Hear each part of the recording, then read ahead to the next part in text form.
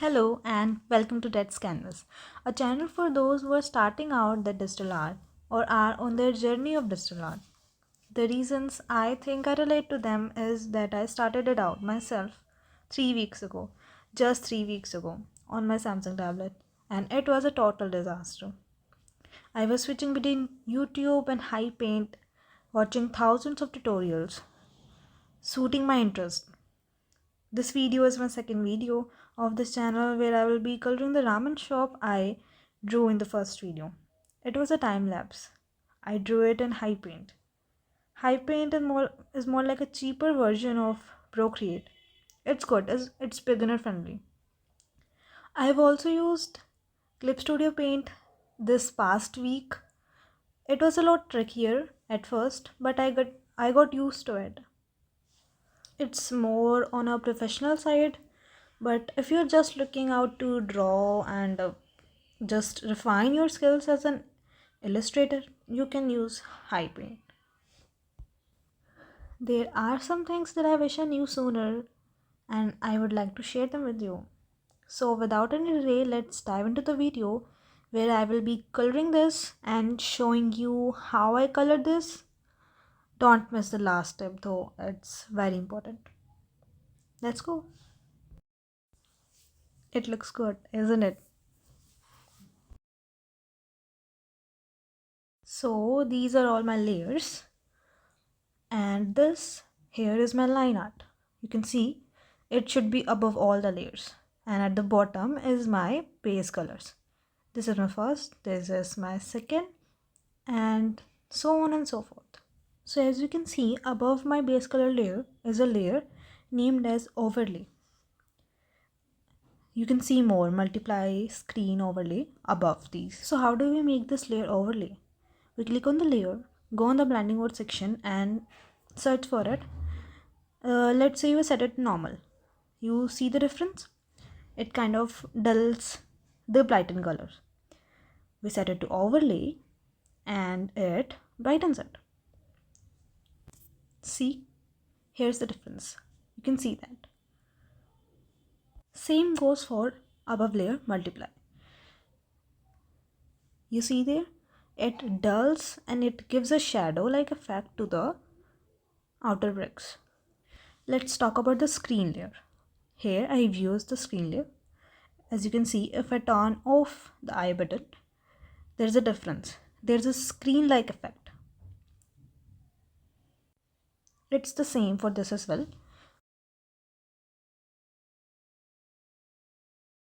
Let's see more examples of multiply and overlay layers. This is my base color for the window, and here we have used a multiply layer and then an overlay layer for the windows highlighting. Same goes for the door. It's highlighted and it's shadowed. Same goes for the shed above. Here you can see I have used multiple layers above it. I have not done any overlay and multiply here, but it's still, I have used some colors to make that glow myself.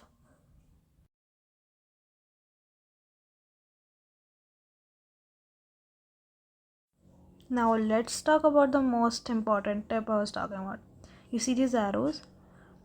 These are called clipping layers and these are clipped to this base layer. You see when I turn this off, the above layers also are gone with it. Let's see an example. If I take a layer and draw something with this brush and I make a layer above it and I turn it to here clipping mask. When I do this and arrow is coming up, that is the sign of having a clipping layer. Let's turn the color and do something above it. It doesn't go beyond that base color. Beyond that layer, we have clipped it to. You see, that is like the safest way possible to do something. I hope it helps.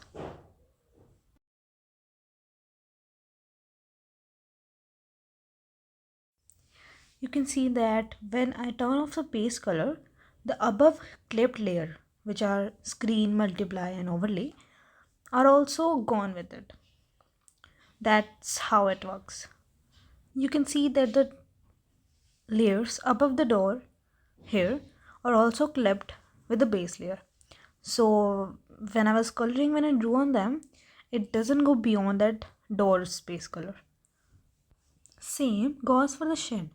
I have written ramen shop on. See, I have not used any type of overlay multiple layers above it. They're just clipped to it. There is an exception though. See the bushes which are above the line art, which are supposed to be above the line art. I have placed those layers above my line art. Here, I have used an overlay layer above my base color of bushes. See, it has made my bushes glow. There are endless possibilities you can have when you are playing with layers to make your life a lot easier. There's also one more tip which I haven't used here. You can use it when you are supposed to give sunlight to your artwork. Let's say from there. Go to your base color and pick a layer above it. It's clipped by default because the other layers are also clipped. Go in that layer and click on the blending mode and select add. Here it's add, in Clip Studio it's add glow. Then choose whatever color you like. Let's say we choose a more whitish color. Pick an airbrush, set the opacity and the thickness, and then make straight lines above it. It feels like it's artificial or a bulb light. Let's change the color to a bit more yellowish. It gives a more sunlight effect.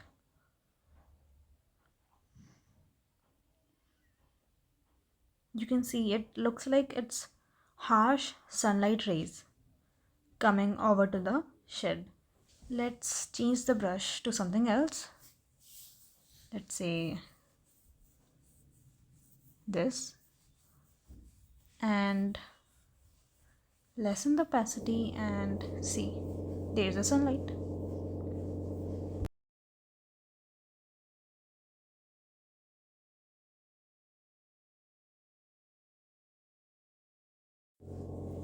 Here you can clearly see the difference. It's more bright. Thank you so much for watching this video. Just enjoy the time lapse in the end. Bye.